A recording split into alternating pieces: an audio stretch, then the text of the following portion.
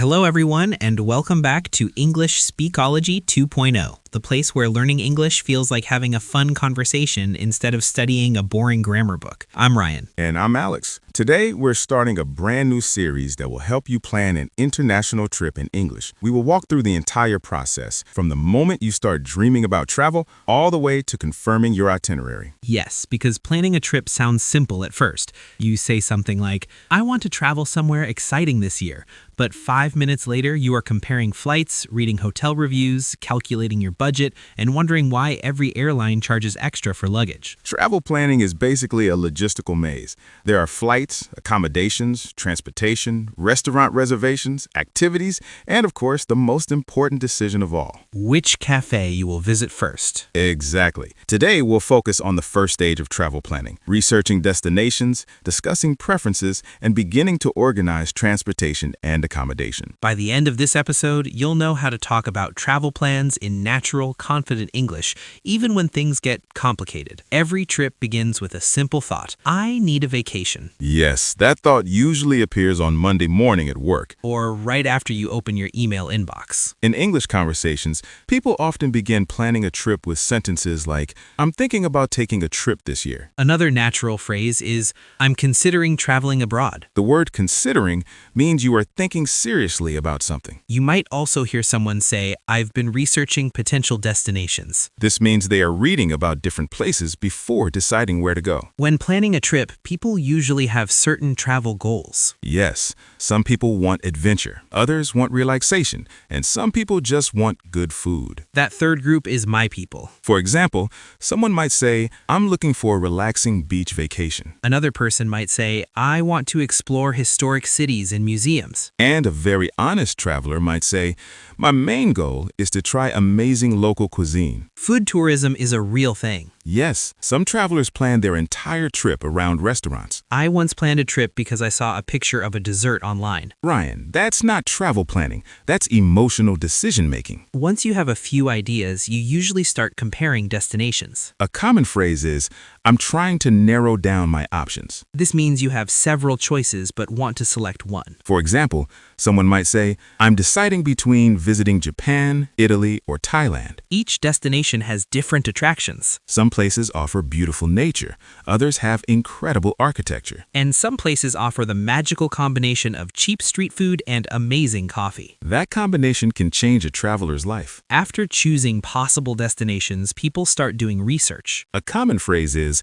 I've been reading travel blogs and reviews. Another useful sentence is, I'm checking travel forums for recommendations. Travel forums are online communities where travelers share experiences. You might also hear someone say, I'm looking at travel guides. Travel guides often contain information about attractions, restaurants, and cultural tips. And sometimes they contain very optimistic suggestions. What do you mean? Sometimes the guide says something like, take a relaxing walk up this hill. And then the hill turns out to be a mountain. Let's talk about something that influences every travel plan: budget. Yes, your dream destination might be a luxury island resort. But your wallet might say, let's visit the park instead. In English, people often say, I'm planning my trip on a budget. Another phrase is, I'm trying to keep costs reasonable. Someone might also say, I'm looking for affordable destinations. Affordable means something that does not cost too much money. Travel planning usually begins with confidence. People say things like, I want to stay in a luxury beachfront hotel. Then they check the price. And suddenly they say, maybe a nice guest house is also good. Then they check the price again. And finally they say, this hostel bunk bed has character. Travel planning teaches humility. Once you choose your destination, the next step is transportation. Most international trips start with flights. People often say, I'm looking at flight options. Another phrase is, I'm comparing airline prices. This means you are checking different airlines to find the best deal. Travelers also say, I'm trying to find the most convenient route. Convenient means something that saves time and effort. Most travelers prefer direct flights. A direct flight goes from one city to another without stopping. Someone might say, I'm hoping to book a direct flight to avoid long travel times. However, direct flights are sometimes more expensive. Which leads to the famous travel decision. Save money or save your sanity. Exactly. When a flight stops in another city before reaching the final destination, it is called a layover. For example, someone might say, my flight has a 6-hour layover. Some travelers enjoy long layovers because they can explore the airport or city. Others hate them because they just want to arrive. I once had a 10-hour layover. What did you do? I explored the airport so thoroughly that I think I saw the same coffee shop 5 times. Now let's talk about where travelers stay. In English conversations, people often say, I'm looking for accommodation. In accommodation includes hotels, apartments, hostels, and guest houses. Someone might say, I'm deciding between a hotel and an apartment rental. Another traveler might say, I prefer boutique hotels. Boutique hotels are smaller hotels with unique design and personality. Travelers usually have specific preferences. For example, someone might say, I'm looking for a hotel near the city center. Another traveler might say, I want something close to public transportation. Some travelers prefer quiet neighborhoods. Others want to stay in lively areas with restaurants and nightlife. And some travelers just want strong Wi-Fi and a comfortable bed. That's the modern travel priority list. One of the most dangerous parts of travel planning is reading hotel reviews. Yes, you read one review that says, this hotel is amazing. Then you read another review that says, the elevator made a strange noise. Then you read another review that says, there was a pigeon on the balcony. And suddenly, you are questioning your entire travel plan. Online reviews can be very dramatic. After choosing transportation and accommodation, travelers begin creating an itinerary. An itinerary is a schedule for your trip. For example, someone might say, I'm putting together a rough itinerary. Another phrase is, I want to plan my sightseeing activities. Travelers also say, I'm trying to balance sightseeing with relaxation. Many travelers create extremely ambitious itineraries. They say something like, on day 1, we will visit 5 museums. On day 2, we will explore the entire city. On day 3, we will climb a mountain. Then day 1 arrives. And then they spend 3 hours at a cafe. Travel reality is different from travel planning. Let's imagine 2 friends discussing travel plans. Friend 1 says, I'm thinking about traveling abroad this summer. Friend 2 asks, have you decided where you want to go? Friend 1 replies, I'm still researching destinations. Friend 2 says, you should check out some coastal cities. Friend 2 answers, that sounds great. I'm also comparing flight prices right now. Now we enter the next stage of travel planning. The stage where things get serious. Exactly. This is where you start booking flights, reserving accommodation, organizing transportation, and planning meals and activities. And sometimes this stage includes a few problems. Like when the hotel says your reservation doesn't exist. Or when the airline changes your flight time at 3 a.m. Today we will practice the English phrases you need to handle these situations calmly and confidently. After choosing a flight, the next step is confirming the booking. In English conversations, people often say, I'm about to book my flight. Another common phrase is, I just confirmed my flight reservation. A reservation is an arrangement you make in advance to secure something. For example, someone might say, I booked my flight 2 months in advance to get a better price. Booking early can often save money. Unless you spend 2 months worrying about the weather. When booking flights, travelers often discuss seat preferences. Someone might say, I prefer an aisle seat. An aisle seat is next to the walkway on the airplane. Another traveler might say, I always choose a window seat. A window seat lets you look outside during the flight. Some people enjoy watching the clouds. And some people enjoy using the window as a pillow. That is an underrated travel strategy. Another important step is checking the baggage policy. Airlines often have different rules for luggage. You might say, I need to check the baggage allowance. Baggage allowance refers to how much luggage you can bring. Someone might also say, I'm trying to travel light. Traveling light means bringing fewer bags. This is a great idea in theory. But many travelers say, I'll pack light. And then they pack 3 jackets just in case. Now let's talk about booking accommodation. After choosing a hotel or apartment, travelers often say, I'm about to confirm my reservation. Another phrase is, I'm checking the cancellation policy. This is very important. Yes, because sometimes plans change. A cancellation policy explains whether you can cancel your booking and get your money back. Travelers also talk about amenities. Amenities are extra services or facilities offered by hotels. For example, someone might say, I'm looking for a hotel with free breakfast. Another traveler might say, I want a hotel with a gym and a pool. And modern travelers often say something very practical. I need strong Wi-Fi. because nothing ruins a travel vlog faster than slow internet. When booking hotels, many travelers spend hours reading reviews. Yes, one review says, "This hotel was perfect." Then another review says, the air conditioner made a strange noise. Then another review says, "There was a cat in the hallway." And suddenly you're questioning everything. Travel reviews can feel like a mystery novel. Once your flight and hotel are booked, you need to think about local transportation. This includes trains, buses, taxis, or rental cars. A traveler might say, I'm researching transportation options. Another phrase is, "I'm considering renting a car." However, some travelers prefer public transportation. They might say, "I plan to use the subway and buses." Public transportation can be cheaper and sometimes faster. Renting a car sounds convenient. Until you realize the city has narrow streets, confusing traffic signs, and drivers who treat traffic rules as optional suggestions. I once tried driving in a new city. What happened? Let's just say the GPS said turn right, and I ended up in a bakery. Honestly, that sounds like a successful journey. Food is an important part of travel planning. Many travelers research restaurants before arriving. For example, someone might say,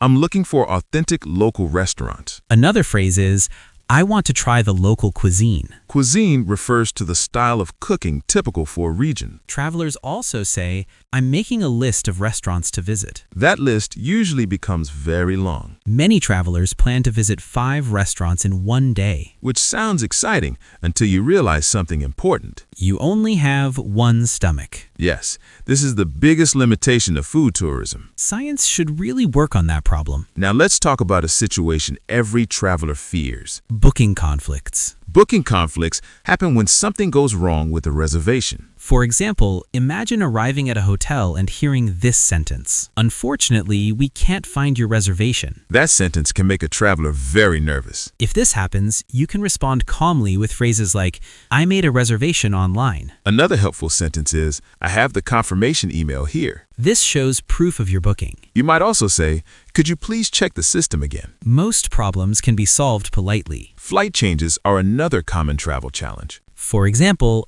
airlines sometimes delay flights. A traveler might say, my flight has been delayed. Or sometimes, "My flight has been canceled." In this situation, you might ask the airline staff, is there another flight available? You might also say, "Could you help me rebook my ticket?" Ryan, let's imagine a short travel conversation. Traveler 1 says, "I just booked my flight for next month." Traveler 2 asks, have you reserved a hotel yet? Traveler 1 answers, "Yes, I found a place near the city center." Ryan, that's great. Have you planned your transportation? Traveler 2 replies, "I'm still deciding whether to rent a car or use public transport." The word itinerary is very important in travel English. An itinerary is the detailed schedule of your trip. It usually includes flights, hotel reservations, activities, and transportation. Travelers often say things like, "I'm finalizing my itinerary." Another common phrase is, I'm reviewing my travel schedule. This means checking all the details to make sure everything is correct. For example, someone might say, I want to confirm all my bookings before the trip. Confirming bookings helps avoid surprises, And surprises are fun when they involve cake. but not when they involve canceled flights. Before traveling, many people double-check their reservations. You might say, "I'm confirming my hotel reservation." Another useful sentence is, I'm verifying my flight details. This means checking departure times, seat numbers, and luggage rules. Travelers also check transportation arrangements. For example, "I'm confirming the airport transfer." Airport transfer means transportation between the airport and your hotel. Sometimes travelers contact the hotel before arriving. A traveler might say, I'm emailing the hotel to confirm my check-in time. Another example is, "I want to request early check-in." Early check-in means entering your room before the normal check-in time. Hotels cannot always guarantee it, but it is always worth asking. You can also say, I'd like to confirm my reservation for next week. That sentence sounds polite and professional. Now, let's talk about planning activities. Travelers often book tours, museum tickets, or experiences in advance. Someone might say, I'm reserving tickets for a guided tour. Another phrase is, "I'm booking a day trip outside the city." Day trips are short trips to nearby places. For example, someone visiting a big city might take a day trip to a nearby village. One challenge travelers face is balancing their schedule. Some people plan too many activities. Someone might say, my itinerary is getting too crowded. Another phrase is, I want to leave some free time in my schedule, Free time allows you to explore spontaneously. or take an unexpected nap. Naps are an underrated travel activity. Before traveling internationally, it is important to prepare your documents. A traveler might say, I'm organizing my travel documents. These documents include passports, visas, tickets, and hotel confirmations. Another useful phrase is, I'm making digital copies of my documents. This is helpful if something gets lost. Losing a passport during a trip is one of the most stressful travel situations. That is why travelers check their passport many times. Sometimes too many times. I once checked my passport so often that the person next to me asked if I was expecting it to disappear. Now we arrive at the most dramatic stage of travel planning. Packing. Packing sounds simple. But it often becomes complicated. People usually start with confidence. They say, I'm going to pack light. Then they start adding items. 2 jackets, 3 pairs of shoes. and a mysterious extra bag that nobody remembers packing. Packing is a psychological challenge. Here are some common English phrases for packing. Someone might say, I'm packing the essentials. Essentials are the most important items. Another phrase is, I'm making a packing checklist. A checklist helps ensure you don't forget important things. For example, passport, charger, medication, and comfortable shoes. Comfortable shoes are very important for sightseeing. Because walking 10 kilometers in uncomfortable shoes is a travel nightmare. Finally, the departure day arrives. Travelers often say, I'm heading to the airport early. Another phrase is, I want to arrive at the airport at least 3 hours before departure. This allows enough time for check-in, security, And boarding. Airports can sometimes be busy and unpredictable. For example, you might arrive early and move quickly through security. Or you might discover that everyone else had the same idea. Airports are interesting places. Yes, they contain excited travelers, tired travelers, and confused travelers. And sometimes people running through the airport like they're in an action movie. Usually because they heard the sentence, final boarding call. That sentence can make anyone run. Let's imagine a final travel conversation. Traveler 1 says, I'm finalizing my itinerary for the trip. Traveler 2 asks, have you confirmed your hotel reservation? Traveler 2 answers, yes, and I also booked a few tours. Traveler 2 asks, have you started packing yet? Traveler 1 laughs and says, I started, but my suitcase is already full. Today we finished the final stage of travel planning. We talked about confirming itineraries, coordinating activities, preparing documents, and packing for departure. These steps help transform a travel idea into a fully organized international trip. By learning these English phrases, you can communicate clearly when planning complex travel arrangements. Travel planning often feels like navigating a logistical maze. But with the right vocabulary and confidence, it becomes much easier. Travel is not only about visiting new places. It is also about learning, experiencing different cultures, and meeting new people, And occasionally getting lost while searching for the best restaurant. which sometimes leads to the best travel stories. Thank you for joining us on English Speakology 2.0 for this 3-part travel series. We hope these conversations help you plan your next trip with confidence in English. Keep practicing, keep exploring, and keep improving your English. And maybe start planning your next adventure. We'll see you in the next episode of English Speakology 2.0.